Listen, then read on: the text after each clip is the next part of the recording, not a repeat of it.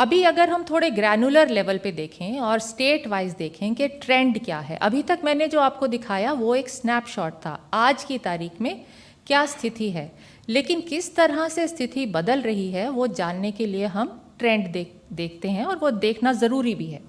तो यदि हम देखें तो ये जो स्टेट्स इस स्लाइड में हैं वो ऐसे स्टेट्स हैं जहाँ की केसेस बढ़ रहे थे लेकिन अब धीरे धीरे प्लेटो हो रहे हैं।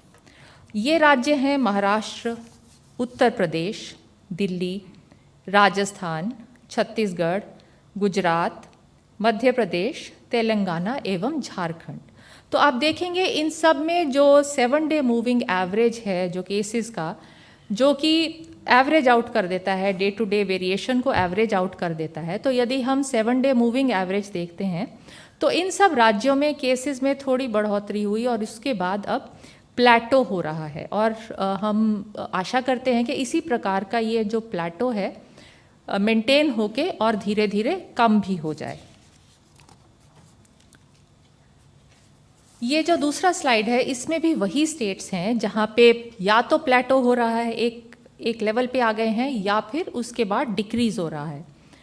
गोवा में केसेस बहुत रैपिडली बढ़े लेकिन अब थोड़े से कम हुए हैं। उसी प्रकार चंडीगढ़, दमन एंड दीव, लद्दाख, लक्षद्वीप में एवं अंडमान निकोबार आइलैंड द्वीप समूह में।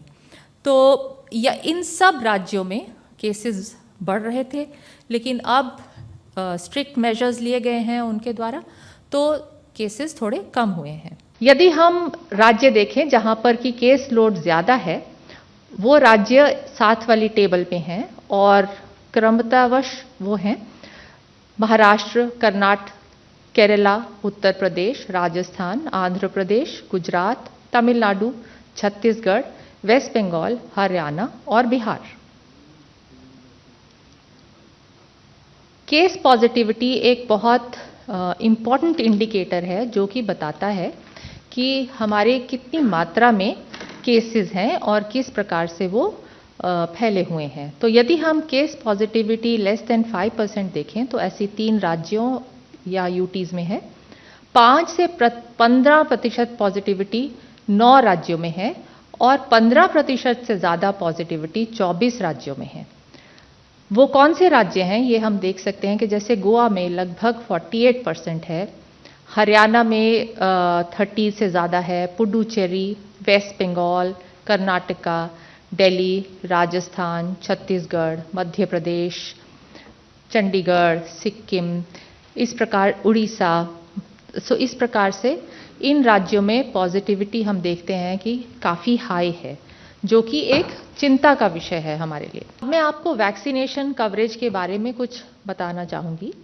आप जानते हैं कि हमारे जो कैटेगरीज हैं, so let me take those categories one by one. So for people aged more than 45 years, nearly 10.76 crore people have been given the first dose and 1.90 crore doses, sorry not people, 1.90 crore doses have been administered. So the total doses that have been administered are 12.66 crores. Similarly, for healthcare workers and frontline workers were the first category that was opened up. Among the healthcare workers, 0.95 crore doses have been administered for the first dose and 0.64 crore doses have been given as the second dose, making a total of 1.59 crore doses. Similarly, for the frontline workers, 1.38 crore doses as the first dose and 0.75 crore doses as the second dose, making a total of 2.13 crore doses overall. People aged 18 to 44 years, जो कि अभी recently खोला गया, already 11.81 lakh लोगों को first dose दी जा चुकी है। तो इस प्रकार सब मिला के अभी तक हमारे देश ने 16.50 करोड़ डोजेज एडमिनिस्टर कर दी हैं। If we take strong measures, the third wave may not happen in all the places or indeed anywhere at all. It depends much on how effectively the guidance is implemented at the local level, in the states, in districts, and in the cities everywhere. The guidance about precautions, about surveillance, about containment, and about treatment and about testing. This insidious asymptomatic transmission can be stopped if we follow the guidance. Now, this sounds difficult, it is difficult, but we can and must do this.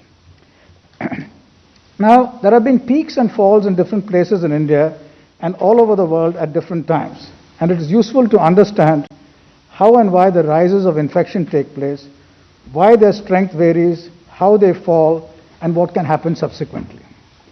Very simply put, infections rise when the virus has opportunities to infect humans. When the virus runs out of opportunities, infections fall. The virus runs out of opportunities if the number of people it can potentially infect is lowered drastically. This happens because people who have been infected earlier are unlikely to be reinfected for a while. People who are vaccinated are protected, and people who wear masks are distant from each other, isolated from those who are infectious. They are also protected.